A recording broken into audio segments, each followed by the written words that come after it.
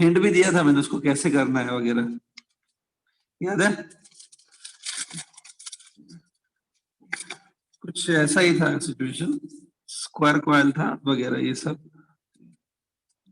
ठीक है, तो इसका आंसर ऑब्वियसली आप लोगों ने निकाला होगा, आई एम श्योर, राइट?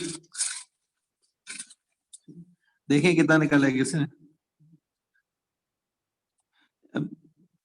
हाँ, देखते हैं। अभी मैं जिसका नाम ले रहा हूँ वो स्टूडेंट ओपन करेगा अपना माइक। हाँ, ऋतुजा, रुजुता, रुजुता लिखा हुआ है एक्चुअली, ऋतुजा होगा मेरे ख्याल से। ऋतुजा जो है, माइक ऑन करो ऋतुजा। ऋतुजा,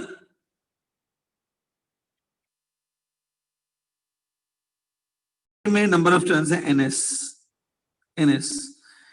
अभी मेन पॉइंट्स ध्यान से देखो। प्राइमरी कॉइल को हम लोग इनपुट वोल्टेज लगाते हैं, ये इनपुट वोल्टेज है। ये जो इनपुट वोल्टेज है ना वो एसी नेचर का होता है ऐसा। यूजुअली मतलब नॉर्मली हम लोग क्या करते हैं, ये जो प्राइमरी कॉइल है ना, इसको हम लोग घर में जो एसी वोल्टेज आता है ना, घरों में जो एसी वोल्टेज आता है सॉकेट्स में, उसमें इन दोनों पॉइंट्स को डाल देंगे।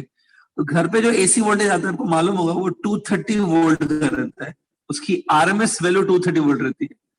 तो इन मतलब ऐसे मान सकते हो ये प्राइमरी जो है, प्राइमरी को 230 वोल्ट से कनेक्ट कर दिया। इसको मेंस भी कहा जाता है, मेंस। जो घरों में वोल्टेज आता है ना उसको मेंस भी कहते हैं, ठीक है। इन्वर्टर पे लिखा होता है mains on mains off, inverter पे। मेंस घर पे जो आता है वोल्टेज उसको बोलते हैं हाउस होल्ड वोल्टेजेस। प्राइमरी को मेन से कनेक्ट कर दिया, इससे क्या होगा, प्राइमरी कॉइल में करंट पास होगा, आईपी। लेकिन क्योंकि ये जो वोल्टेज आपने कनेक्ट किया ना, ये वोल्टेज अल्टरनेटिंग है, तो करंट भी अल्टरनेटिंग होता है। ये आईपी करंट अल्टरनेटिंग होता है, ये चेंज होता रहता है। इसकी वजह से क्या होता है, आईपी करंट से जो फ्लक्स बनते हैं, सपोज आईपी करंट पास हुआ, उससे फ्लक्स बनते हैं, ये देखो फ्लक्स।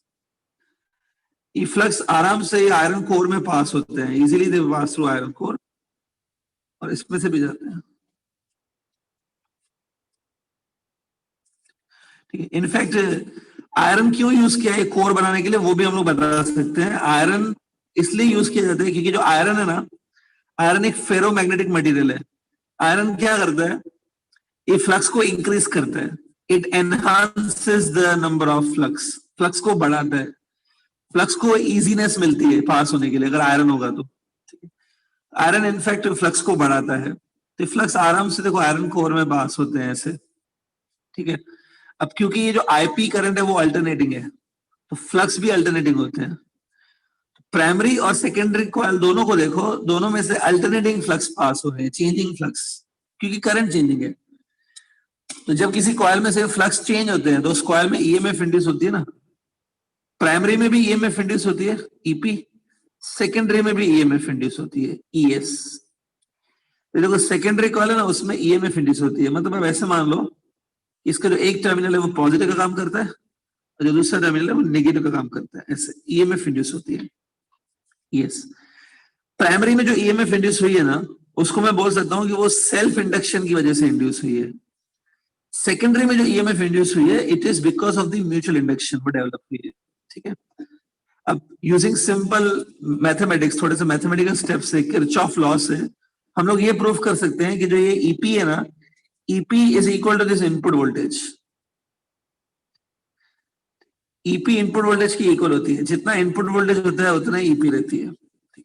उसके बाद हम लोग ये भी प्रूव कर सकते हैं, ये भी चीज प्रूव होती है कि E S upon EP is equal to N S upon NP. Main point से याद रखते जाओ, E S upon EP equal to N S upon NP. Next point याद रखो, E S into I S किया। आई एस क्या है, I S is the current in the secondary circuit ना। देखो ये सेकेंडरी सर्किट है, समझ आपने यहाँ पे एक रेजिस्टेंस कनेक्ट कर दिया, ये देखो इस रेजिस्टेंस को मैं नाम देता हूँ load resistance, load R L. इसमें से डेफिनेटली ये कनेक्ट किया ना तो डेफिनेटली इसमें करंट जाएगा, the current will be supplied because यहाँ पर ईएमएफ इंड्यूस हुआ है, तो ईएमएफ से करंट बनेगा, करंट है आई एस, ठीक है। तो आईएस तभी बनेगा जब आप यहाँ पे लोड रेजिस्टेंस कनेक्ट करोगे, कुछ तो कनेक्ट करोगे तभी सर्किट बनेगा और आईएस फ्लो होगा। तो अगर आईएस फ्लो हो रहा है then I can say ES into IS. E into I पता है क्या होता है? E into I is nothing but output power. ES into IS is output power is equal to EP into IP. EP into IP, it's the input power. अगर मैं assume करूं कि कोई लॉसेस नहीं है, ट्रांसफार्मर में से कुछ एनर्जी लॉस नहीं हो रही है, it's an ideal transformer. In case of ideal transformer, ES into IS will be equal to EP into IP. जितना इनपुट पावर है, पावर मतलब क्या होता है? पावर मतलब एनर्जी पर सेकेंड. जितना आउटपुट एनर्जी पर सेकेंड है उतना ही इनपुट एनर्जी पर सेकेंड होगी ना, अगर आइडियल ट्रांसफार्मर है तो. ES into IS is equal to EP into IP. ठीक है. लेकिन अगर ट्रांसफार्मर आइडियल नहीं है, ट्रांसफार्मर में सब लॉसेस हो रहे हैं, there are losses in the transformer, तो फिर उसकी एफिशिएंसी जो है वो हमको निकालनी रहती है. एफिशिएंसी ये होती है output power, this is output power, divide by input power into 100. It's a formula to calculate the efficiency of any transformer. ये कुछ फॉर्मूलाज है, हमने पहले डिस्कस किए हैं ये फॉर्मूला पहले भी. ठीक है, इंटरेस्ट में मैंने ये बता दिए फॉर्मूलाज. कुछ डिफिकल्टी है अभी तक जो फॉर्मूलाज बताइए तो बोलो. इसमें से कुछ ऐसा है जो आपको नहीं समझ में आता है, यू वांट रिपीटेशन, तो बोलो.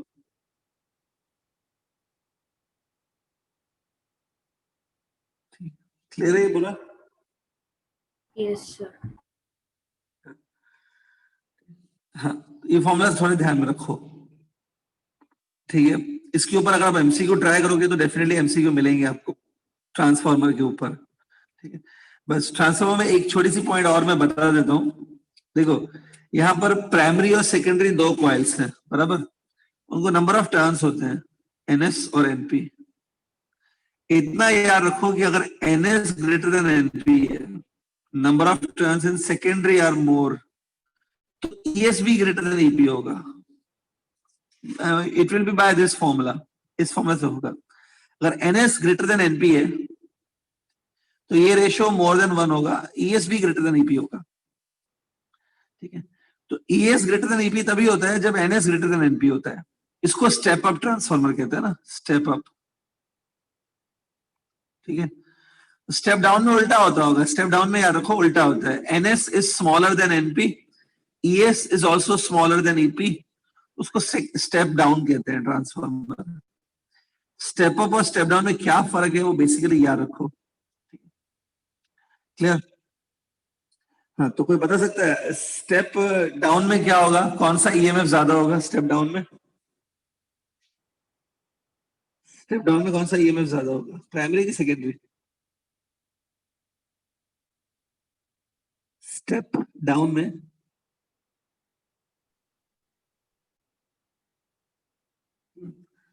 आकांक्षा अभी काम करो आप 2 मिनट, अभी आप आंसर मत देना. लेट मी चेक बाकी लोग क्या बोल रहे हैं. 2 मिनट आप कोई भी आंसर मत देना. स्टूडेंट बोल रहे हैं प्राइमरी ज्यादा होगा. ठीक है, तो इसमें भी क्या रखो, सुनो. Stop stop messaging, stop messaging. हाँ, देखो अभी आप लोग ने मुझे क्या बताया कि जो स्टेप डाउन है उसमें EP ज्यादा होगा, EMF इन प्राइमरी ज्यादा होगा. You are very much correct. अब एक चीज और याद करो, जहां पे EP ज्यादा होगा ना वहां पे IP कम होगा, मतलब करंट इन द प्राइमरी कम होगा क्योंकि EMF इन प्राइमरी ज्यादा है. देखो ये जो प्रोडक्ट है ना, EP इंटू IP का product is equal to ES into IS का प्रोडक्ट.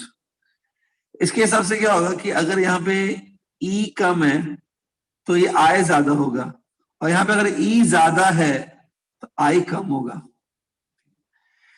ठीक है, जिस कॉइल में EMF ज्यादा होगा उसमें करंट कम होगा compare to other coil. Simple logic है. EP into IP is equal to ES into IS. ये याद रखो एटलीस्ट. ये आइडियल ट्रांसफार्मर में होता है. That too happens in an ideal transformer.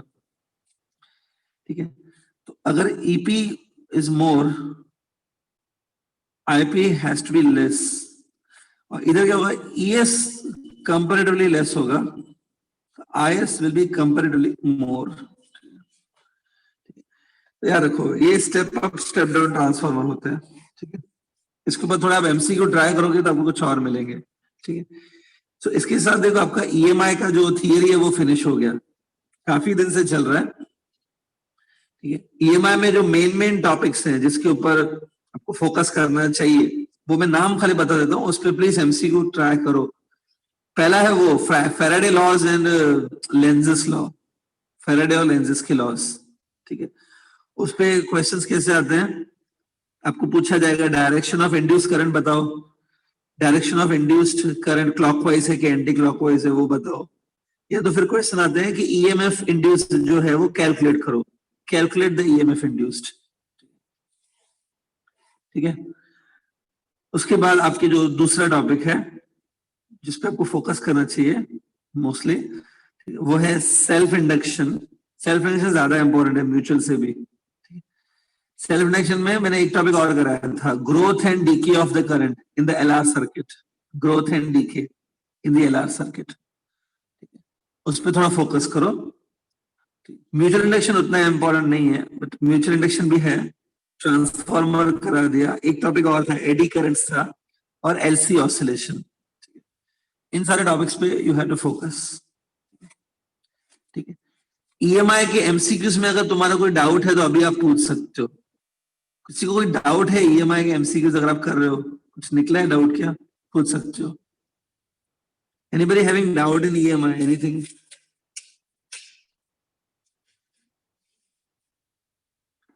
नहीं रहेगा ना। देखो कितने ब्रिलियंट बच्चे हैं, कोई डाउट नहीं है, पूरा ईएमआई फिनिश कर दिया इन्होंने, कुछ डाउट नहीं है ना।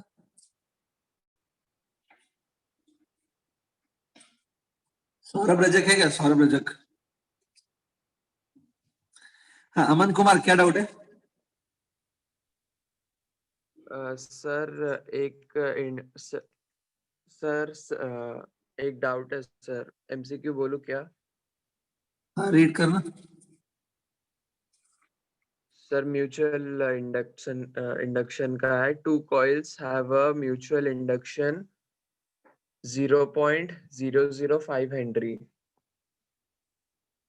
The current changes in the first coil according to the equation I is equals to Im sin omega t, where Im is equals to 10 ampere and omega is equals to 100 pi radian per second. आगे बढ़। The maximum value of the EMF induced in the second coil is. हाँ ठीक है, तो student Aman Kumar को doubt है MCQ में, अच्छा डाउट है, मतलब सिंपल है क्वेश्चन लेकिन आता है, इंपॉर्टेंट क्वेश्चन है, सिंपल है लेकिन इंपॉर्टेंट है। ध्यान से देखो, ये बोला है कि यहाँ पे दो कॉइल्स हैं, प्राइमरी सेकेंडरी मान लेते हैं, उन दोनों कॉइल्स का जो कंबाइंड म्यूचुअल इंडक्शन है, म्यूचुअल इंडक्शन की वैल्यू ये दी हुई है 0.005 henry. Okay, it is like 5 milli henry, ये 5 मिली हेनरी अल्टीमेटली। करंट जो है ना प्राइमरी कॉइल से पास होता है यूजुअली, जो करंट है प्राइमरी कॉइल में it is given bye this formula. बाद में उसने आईएम की वैल्यू 10 बताई, आईएम 10 है और ओमेगा जो है वो 100 पाई है, तो मैंने डाल दिया। ये करंट है प्राइमरी में, ये म्यूचुअल इंडक्शन है, और हमको फाइंड आउट करना है the peak value of the EMF induced in secondary. Secondary में जो ईएमएफ बनेगा इंड्यूस्ड, उसका पीक वैल्यू कैसे करना है, बहुत सिंपल है। ये देखो, ये करंट इन प्राइमरी दिया हुआ है बेसिकली, ये जो दिया ना 10 sin 100 pi t, it's the current in primary. इसका डेरिवेटिव ले लेंगे विथ रिस्पेक्ट टू टाइम, क्योंकि देखो ना यहाँ पे फॉर्मूला में आप देखोगे ना, ये जो आई है वो इस पे डिपेंड कर रहा है ना, टी पे। I is a function of T ना, तो अगर आई टी का फंक्शन है तो आई का डेरिवेटिव ले सकते हैं with respect to t, d i p by d t. 10 वैसा का वैसा रहेगा, derivative of sine will be cos 100 pi t. फिर अंदर का जो ये ब्रैकेट है, अंदर की ब्रैकेट का भी डेरिवेटिव होगा, तो 100 पाई एक्स्ट्रा आ जाएगा। तो ultimately D i p by d T आपको मिलेगा, D i p by d T it will B 1000 pi ultimately cos of 100 pi T, ये आने वाला है देखो। ठीक है, अब आपको ये याद होगा, the EMF induced in secondary, ध्यान से स्क्रीन पे देखो, is equal to M times the change in current in primary. ये याद है आपको, ये बताइए देखो, माइनस साइन भी आती है no doubt, EMF in secondary will be minus m time dIP by dt. dIP by dt ये है, डाल दो इसको 1000 पाई cos 100 pi t. ये जो m है ना, m म्यूचुअल इंडक्शन है, m की वैल्यू भी गिवन है ना 5 मिली हेनरी है, m इतना है 5 into 10⁻³ m की वैल्यू, तो 10⁻³ और ये 1000 कैंसिल हो जाएगा, it will be 5 pi cos of 100 pi t. No doubt minus sine भी है, ये ES की वैल्यू आ गई. This is EMF induced in secondary. ठीक है. हाँ, अब इसकी पीक वैल्यू चाहिए. सिंपल है, इसमें देखो कॉस का टर्म आ रहा है, कॉस की मैक्सिमम वैल्यू कितनी जाती है? 1 जाती है ना. कॉस 1 से ऊपर तो नहीं जाता है, तो जब कॉस 1 हो जाएगा ना तब E अपने मैक्स पे होगा. कॉस को 1 ले लो तो कितनी वैल्यू बची? -5 पाई बची ना. ES की वैल्यू -5 पाई है. अगर पाई की वैल्यू मैं 3.14 डाल दूं इंटू 5 कर दूं तो ये आता है 15.7. अमन कुमार 5 पाई या तो 15.7, इसमें से एक आंसर होगा. आकांक्षा तो बोल रही है 5 पाई है. समझा ये कैसे किया? Yes sir. हाँ. हाँ. नोट कर लो जिनको करना है. ठीक है.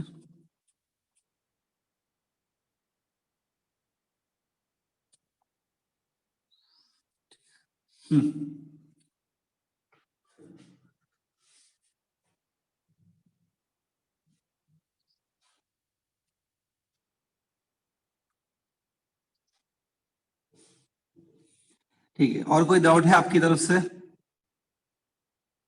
सर मैं मेरा वाला एक क्वेश्चन पूछूं? हाँ पूछो. सर मैं रीड करती हूँ. When a magnet is pushed in and out of a circular coil C connected to a very sensitive galvanometer G as shown in the adjoining diagram with a frequency mu, then with frequency क्या? mu frequency mu दी है. mu बोलते ना sir. यार आप कौन सी symbol है वो आपको मालूम ना वहां पे, मैं कैसे बताऊं कौन सी सिंबल है? हाँ सर म्यू ही है. हाँ ठीक है, वो रिफ्रैक्टिव इंडेक्स की जो सिंबल होती है म्यू. अयो वो नहीं सर, शिट नाम भी भूल गई सर. फ्रीक्वेंसी का सिंबल है ना न्यू. हाँ न्यू. हाँ ठीक है. Option A, constant deflection is observed in the galvanometer. Option B, visible small oscillations will be observed in the galvanometer if nu is about 50 hertz. Option C, oscillations in the deflection will be observed clearly if nu is equals to 1 or 2 hertz.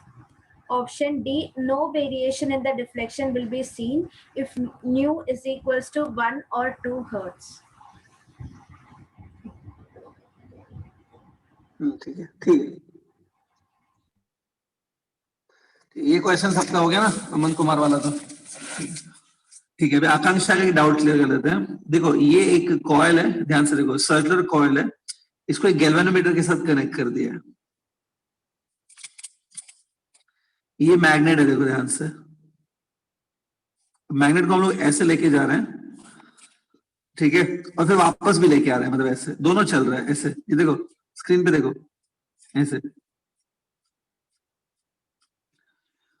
तो आपको मालूम है जैसे जैसे north pole को नजदीक नजदीक लेते जाएंगे, मैंने आपको बताया था स्टार्टिंग के डेज में, जब नॉर्थ पोल को नजदीक नजदीक लेते जाओगे तो यहाँ पे भी नॉर्थ डेवलप होता है अपोज करने के लिए, लेंजेस लॉ के अकॉर्डिंग.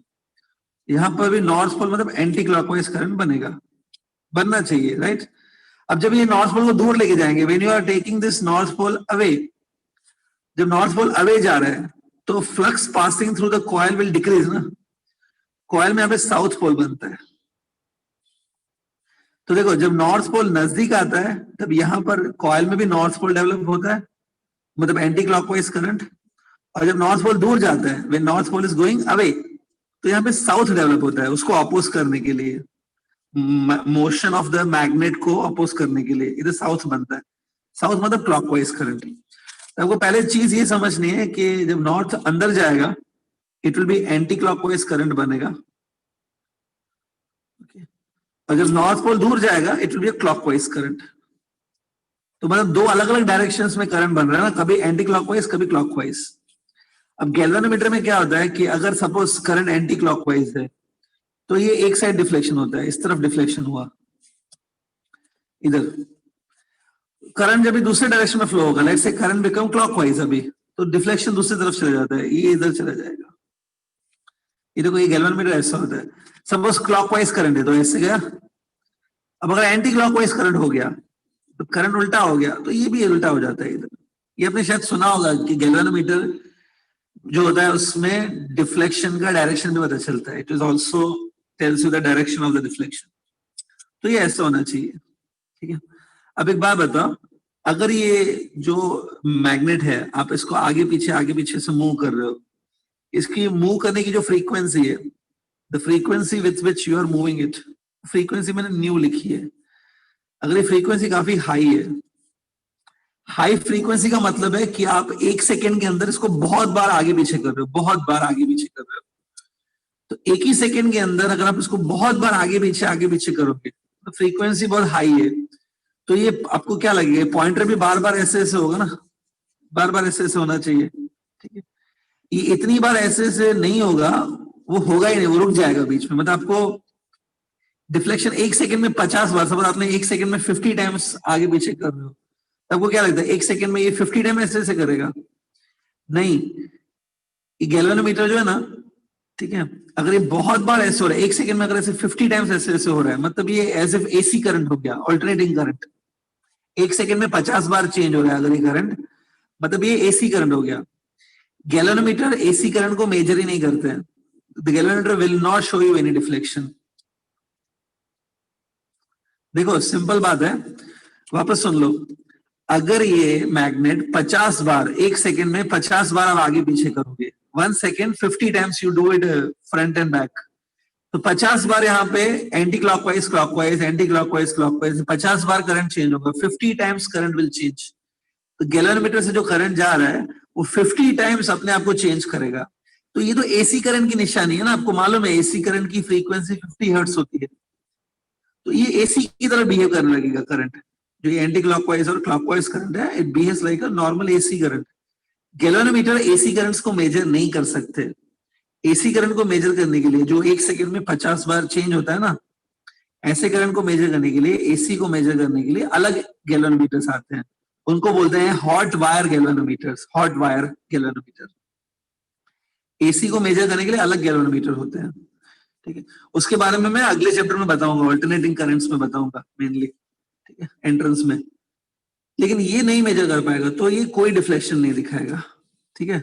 तो आकांक्षा, एक ऑप्शन ऐसा है क्या कि अगर फ्रीक्वेंसी 50 हर्ट्ज है या मोर देन 50 हर्ट्ज है तो it will show no deflection in the galvanometer, ऐसा ऑप्शन है? सर ऑप्शन सी आंसर है, oscillations in the deflection will be observed clearly if nu is equals to 1 or 2 hertz। मतलब हाँ। अगर कम frequency है तो हाँ, ही मैंने डिफ्लेक्शन। क्या बताया भाई, हाँ मैं बोला अगर फ्रीक्वेंसी बहुत हाई होगी 50 के आसपास होगी तो ये डिफ्लेक्शन नहीं दिखाएगा। इसका मतलब ये अगर फ्रीक्वेंसी लो रहेगी, 1 या 2 हर्ट्ज की फ्रीक्वेंसी है, 1 और 2 हर्ट्ज मतलब 1 या 2 बार आप खाली इसको आगे पीछे कर रहे हो विद इन 1 सेकेंड, तो 1 या 2 बार है तो ये आगे पीछे हो जाएगा, नो डाउट। समझा क्या ये अभी? Yes sir, thank you. चलो स्टूडेंट क्लियर? हाँ, आपकी तरफ से कोई डाउट है क्या? डोंट वरी, अगर नहीं है तो फिर मैं अपनी तरफ से कुछ इंपॉर्टेंट क्वेश्चंस करा सकता हूँ। Is there any doubt from your side? Hello sir. हाँ बोलो। सर एक क्वेश्चन है, in a circuit L, C and R are connected in series with an alternating voltage source of F. When current in the circuit lead the voltage by 45 degree, the value of C. सुनो आप गलती कर रहे हो। ये जो question पूछ रहे हैं वो एसी सर्किट्स का है, ईएमआई का नहीं है। मतलब 2 चैप्टर बन गए ना, एक ईएमआई और एक एसी है। अभी आप एसी का पूछ रहे हो, ये बाद में कर सकते हो, अभी ईएमआई में मत करो उसको। ठीक है सर। कौन से बुक से लिया है क्वेश्चन? उस बुक सर में वो एक ही इसमें EMI और वो नहीं, मैंने इसको अलग किया है, और हमारे न्यू सिलेबस जो है ना अभी 12th का जो न्यू टेक्स्ट बुक आया है उसमें भी उन्होंने अलग किया है। मैंने EMI का करा है, AC करंट अलग से चैप्टर है जो हम लोग नेक्स्ट टाइम स्टार्ट करेंगे।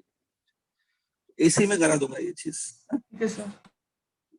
बाद में आप पूछ लेना ध्यान से कभी आगे चल के, ठीक है। चलो, और किसी को कोई डाउट है EMI में से? नहीं है, कोई बात नहीं, मेरे पास एक क्वेश्चन है, फिर मैं दे देता हूँ आपको एक क्वेश्चन। एक क्वेश्चन चलो मेरी तरफ से, ये क्वेश्चन अभी आ चुका है एग्जाम में, एक दो साल पहले ये नीट के एग्जाम में आया था, it was in the NEET exam. ये क्वेश्चन है और ये उसका डायग्राम है, ठीक है। चाहिए तो लिख लो या बना लो, जो करना है करो जल्दी पहले।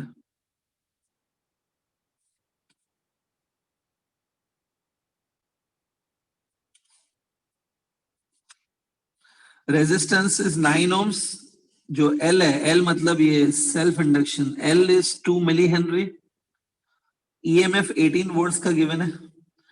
Find the current in the circuit just after the key is closed, यहां पर की है, ठीक है। स्टूडेंट चाहिए तो बना लो डायग्राम पहले।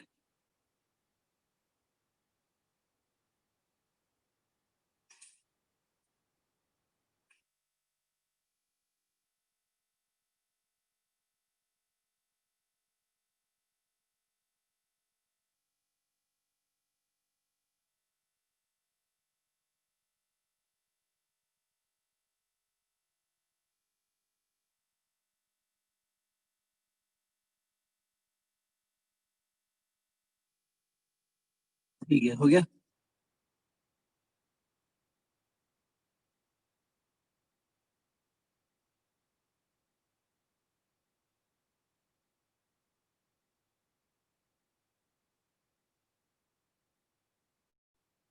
ओके, चलो लेट्स स्टार्ट नाउ, इसको स्टार्ट करते हैं। देखो, जब इसमें आपको मेन चीज एक ये पता होनी चाहिए कि इंडक्टर जो है ना, इंडक्टर आपको मालूम है, जब इंडक्टर में से करंट चेंज करते हैं, whenever current is changing in the inductor, inductor में EMF इंड्यूस होता है और इंडक्टर उसको ऑपोज करता है, याद है। अब इसमें मेन चीज आप ये याद करो कि एट t इक्वल्स टू 0, ठीक है, t इक्वल टू 0 पे मतलब स्टार्टिंग में जैसे आप की को क्लोज करोगे, उस टाइम पे करंट है ना बढ़ने की कोशिश करेगा। At t equals to 0, suppose मैंने की को क्लोज किया, तो इसमें करंट है ना वो 0 से I तक बढ़ने की कोशिश करेगा, करंट ऐसे बढ़ने की कोशिश करेगा, उसको हम ऐसे लिखते हैं 0 to I। एक बात, जैसे ही करंट बढ़ने की कोशिश करेगा, इज इट इंडक्टर उसको अपोज करेगा कि नहीं? यस, इंडक्टर उसको अपोज करेगा। तो स्टार्टिंग में एक याद रखो, क्योंकि करंट 0 है ना, मतलब बहुत ही छोटा सा करंट है, 0 है, स्लोली स्लोली अभी बढ़ रहा है वो, इंडक्टर उसको अपोज करेगा। स्टार्टिंग में याद करो, इंडक्टर जो है ना वो इनफाइनाइट रेजिस्टेंस ऑफर करता है,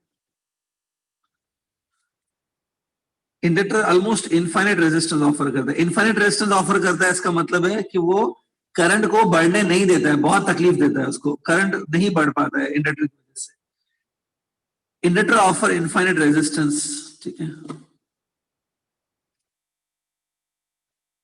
ठीक है। लेकिन अगर बहुत टाइम हो गया, एक चीज और सुन लो, अगर बहुत टाइम हो गया है, आपको ये की क्लोज करते हुए बहुत टाइम हो गया है, बहुत टाइम हो गया है, तो करंट आहिस्ता आहिस्ता बढ़ते बढ़ते बढ़ते बढ़ते अपने मैक्सिमम पे पहुंच गया होगा अभी तक, लॉन्ग टाइम हो गया है। तो एक बात, अगर लॉन्ग टाइम के बाद मैं ऐसे अज्यूम कर सकता हूँ कि करंट कांस्टेंट हो जाता है सर्किट में। तो एक बात, अगर करंट कांस्टेंट हो गया है, करंट कांस्टेंट है, तो कांस्टेंट करंट को इंडक्टर अपोज करेगा कि नहीं करेगा? कांस्टेंट करंट को inductor will oppose the constant current or it will not oppose the constant current?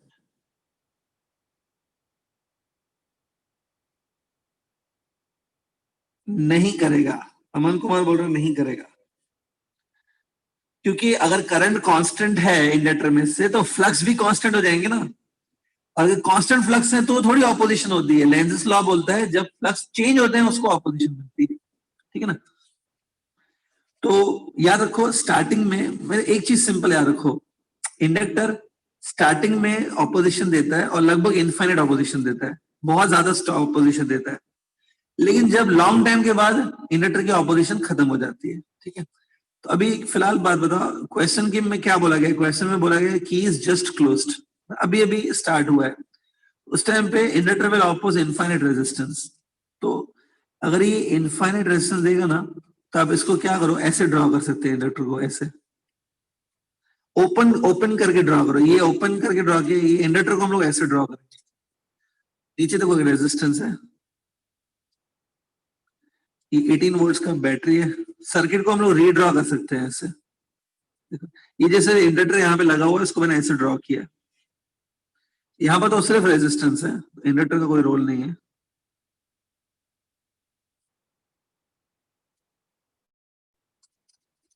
ये सोच है, यहाँ पर ये रेजिस्टेंस है, इंडक्टर भी है, कैपेसिटर भी है। अच्छा, कैपेसिटर को थोड़ा डिस्कस कर लेते हैं यहाँ पे।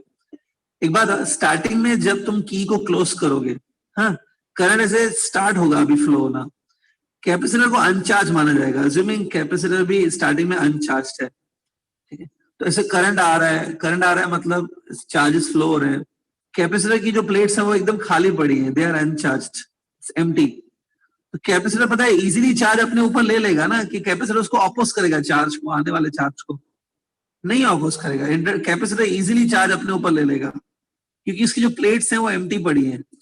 स्टार्टिंग में कैपेसिटर जीरो रेजिस्टेंस ऑफर करेगा, capacitor will not offer any resistance, ठीक है। तो ये जो सर्किट है ना, ये देखो, ये दिख रहा है ये आर है और ये एल है और ये सी है, तीनों, ये कैसे काम करेगा देखो, it will work this way, ये आर, उसके बाद इंडक्टर तो बहुत ज्यादा ऑपोजिशन देगा, ये इंडक्टर है, सी लेकिन कोई ऑपोजिशन नहीं देगा, तो सी ऐसा हो जाएगा, ये सी वाला ब्रांच है, ये एल वाला है, ऐसा कुछ बिहेव करेंगे। यहाँ पे देखो, यहाँ पे ऐसा लग रहा है कि कोई ऑपोजिशन ही नहीं है, capacitor will offer zero resistance, inductor will oppose more, inductor will give infinite resistance, circuit कुछ ऐसा बिहेव करेगा। प्लीज मेरी एक एडवाइस रहेगी, आप ऊपर का डायग्राम देखो और नीचे का डायग्राम देखो, दोनों कंपेयर करो,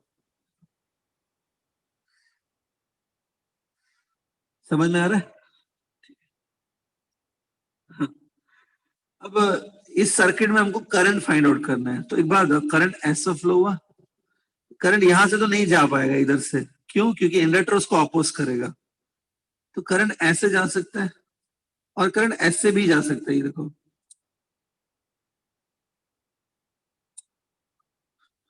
तो कोई मुझे बता सकता है कि ये जो दोनों रेजिस्टेंसेस हैं वो सीरीज में मानी जाएंगी कि पैरेलल में मानी जाएंगी? एनीबॉडी? पैरेलल, ये दोनों रेजिस्टेंस किस में है? पैरेलल में है। तो एक बात बताओ, ये आर रेजिस्टेंस और आर रेजिस्टेंस पैरेलल में है, तो टोटल रेजिस्टेंस R/2 हो जाएगा ना, आर और आर पैरेलल में, तो R/2 हो जाएगा।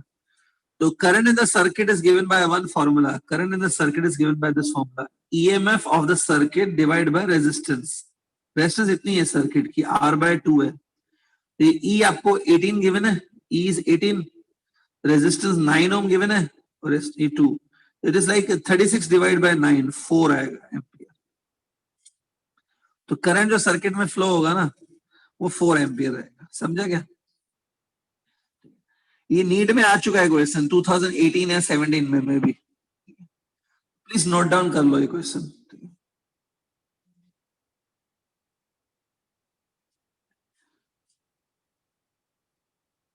ऐसे लिख के रखो, in the starting inductor offer infinite resistance and capacitor offer zero resistance.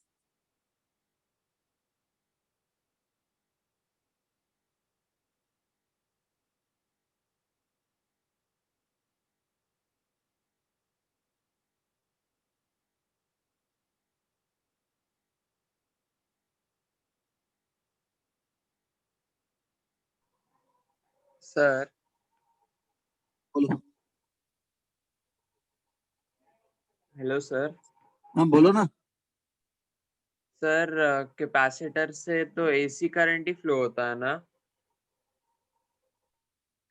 Capacitor से एसी करंट फ्लो होता है ऐसा बोला जाता है, बराबर है, डीसी फ्लो नहीं होता है, इट इज करेक्ट।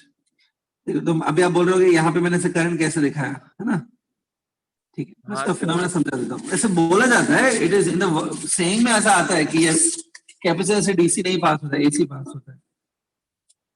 ये देखो, एक्चुअली में होता क्या है कि सपोज ये कैपेसिटर जो है ना वो अनचार्ज्ड है, इट इज अनचार्ज, सपोज स्टार्टिंग में सपोज ऐसे करंट आ रहा है, करंट मतलब फ्लो ऑफ पॉजिटिव चार्जेस होता है, जिस डायरेक्शन में पॉजिटिव चार्जेस फ्लो होते हैं उसी को करंट बोला जाता है। सपोज पॉजिटिव चार्जेस आ रहे हैं, इधर डिपॉजिट होते जाएंगे, ठीक है, इन पॉजिटिव चार्जेस की वजह से, यहाँ पे पॉजिटिव चार्ज डिपॉजिट हुआ ना, उसकी वजह से क्या होगा, यहाँ पे नेगेटिव चार्जेस इंड्यूस होंगे बैटरी में, मतलब प्लेट में, सॉरी। पॉजिटिव चार्जेस किसको अट्रैक्ट करेंगे, नेगेटिव को अट्रैक्ट करेंगे ना, तो इधर नेगेटिव चार्जेस इंड्यूस होंगे।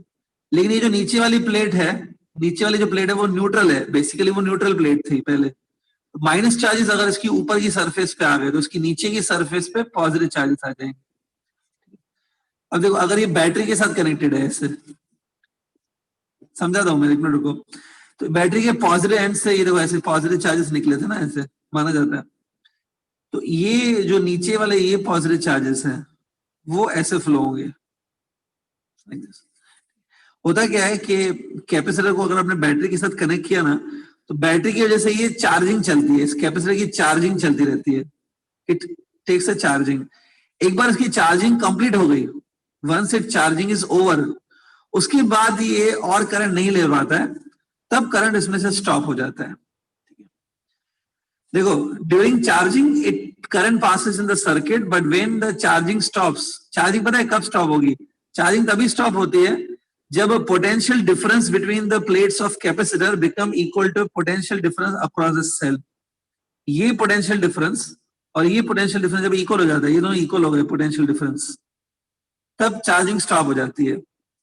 चार्जिंग स्टॉप हो गई, उसके बाद हम लोग मान सकते हैं करंट जीरो हो जाता है, but during the charging current can flow in this circuit. तो अब आप बोलेंगे सर हमको ऐसे क्यों सिखाया है कि डीसी करंट नहीं पास होता है, एसी पास होता है। देखो, जब ये चार्जिंग चलती है ना, let's say this charging is going on, charging चल रही है ना, करंट कांस्टेंट नहीं होता है। स्टार्टिंग में जब ये प्लेट्स एम्प्टी होती है, एकदम एम्प्टी प्लेट्स हैं, उस टाइम पे हैवी करंट फ्लो होता है, हैवी करंट फ्लो होता है, चार्जिंग इजीली होती है। लेकिन जैसे जैसे चार्जिंग होती जाती है, यहाँ पे ऑलरेडी बहुत सारे चार्जेस आ चुके हैं, तो अगला वाला चार्ज लाने के लिए डिफिकल्टी होती है, तो आहिस्ता आहिस्ता इस सर्किट में करंट कम होते जाता है। और करंट स्टार्टिंग में हैवी करंट होता है और आहिस्ता आहिस्ता कम होते होते जीरो हो जाता है। ठीक है, एक बार चार्जिंग फुल हो गई उसके बाद करंट पास नहीं होता है, but in the beginning current passes during charging. समझा? Yes sir. अब एसी करंट कैसे पास होता है थोड़ा सा बताओ। ये तो डीसी के बारे में हो गया, एसी कैसे पास होता है। एसी में ऐसा होता है, जब एसी करंट इसमें से पास होता है ना, तो during the half cycle of AC, AC की हाफ साइकिल होती है ना ऐसे, during half cycle of AC ये चार्जिंग चलती रहती है। During negative half cycle discharging चलती है, फिर ड्यूरिंग पॉजिटिव साइकिल चार्जिंग चलती है, फिर ड्यूरिंग नेगेटिव साइकिल डिस्चार्जिंग चलती है। चार्जिंग डिस्चार्जिंग दोनों चलते रहते हैं लगातार। इसलिए एसी में क्या होता है, एसी अगर फ्लो किया तो वो कंटिन्यूसली करंट फ्लो होता रहता है, चार्जिंग डिस्चार्जिंग दोनों चलती रहती है। ठीक है, एसी कंटिन्यूसली पास हो सकता है, डीसी तब तक पास होता है जब तक चार्जिंग कंप्लीट नहीं होती है। वो चार्जिंग कंप्लीट, डीसी बंद हो जाएगा इसमें से पास होना। ठीक है, Yes, sir. हाँ ठीक है स्टूडेंट, आई थिंक क्लियर हुआ डाउट्स आपके। स्टूडेंट आज मैं एक क्वेश्चन होमवर्क दे देता हूँ ईएमआई में से, एक क्वेश्चन होमवर्क, ये ट्राई करके आओ। ठीक है, उसके बाद नेक्स्ट लेक्चर में हम लोग फिर नेक्स्ट चैप्टर स्टार्ट करेंगे, एसी सर्किट स्टार्ट करेंगे। एक बार बताओ, मैंने आपको ध्यान से देखो, एक होमवर्क दे रहा हूं मैं। अगर एक रॉड है जिसका लेंथ एल है, इसको ऐसे मैग्नेटिक फील्ड में रखा है,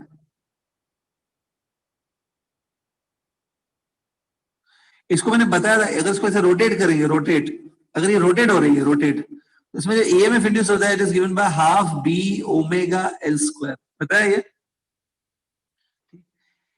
इसकी डेरिवेशन भी मैंने करवाई होगी, जब नॉर्मल लेक्चर्स चल रहे थे, बोर्ड के लेक्चर्स, उसमें इसकी डेरिवेशन भी करवाई होगी।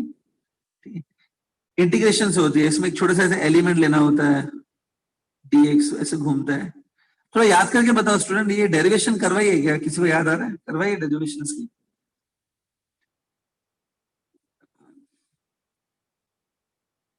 इसकी डेरिवेशन मैंने एंट्रेंस में नहीं करवाई है, बोर्ड लेक्चर्स में करवाई होगी। ठीक है, हाँ, तो आई एम श्योर ये डेरिवेशन करवाई है। ठीक है, अगर नहीं भी करवाई ना, सुनो ध्यान से, अगर नहीं भी करवाई है, टेक्स्ट बुक में इसकी डेरिवेशन अवेलेबल होगी, आप एक बार देख लेना इसकी डेरिवेशन। हाँ, अब देखो मैं अपना क्वेश्चन पुट कर रहा हूं यहाँ पे। सपोज ये एक मैग्नेटिक फील्ड है, इसमें एक छोटा सा ये रॉड है, रॉड का लेंथ एल है। ठीक है, रॉड, ये जो रॉड है मेटलिक रॉड है, it's a metal rod of length L, इसको धागे से बांधा है, ये धागा है, ये धागे की लेंथ L/2 है, स्ट्रिंग है, स्ट्रिंग की लेंथ L/2 है, ये इस पॉइंट को फिक्स किया है, स्ट्रिंग की एक पॉइंट को फिक्स किया, अब इसको ऐसे घुमा रहे हैं इससे। तो अभी मुझे को ये फाइंड करना है कि इसमें ईएमएफ कितना इंड्यूस होगा, how much EMF will be induced. तो इसको करने के लिए मैं आपको हिंट दे देता हूं, आपकी जो ये नॉर्मल डेरिवेशन है ना, ये वाली जो डेरिवेशन है, इसको एक बार देख लेना, अच्छे से समझ के लेना इस डेरिवेशन को। इस डेरिवेशन को समझ लिया ना तो आप ये कर सकते हो, इसमें भी आपको सेम डेरिवेशन करनी पड़ेगी, खाली इंटीग्रेशन की लिमिट्स बदल जाएंगी। इसमें इंटीग्रेशन होता है, इंटीग्रेशन की लिमिट्स चेंज हो जाएंगी इस क्वेश्चन के लिए। अगर आप लिमिट्स ऑफ इंटीग्रेशन चेंज करोगे तो ये आ जाएगा। थोड़ा खुद सोचना कैसे करना है, ठीक है। एक चीज बता दूं मैं, ये जो स्ट्रिंग है ना, स्ट्रिंग में ईएमएफ इंड्यूस नहीं होता है, ईएमएफ इंड्यूस होगा मेटल रॉड में। तो ये क्वेश्चन जेईई मेंस में आ चुका है, ठीक है। आई सजेस्ट थोड़ा ट्राई करके इसको कल। मेटल की जो रॉड है ना, उसका लेंथ L है, स्ट्रिंग L/2 लेंथ का है,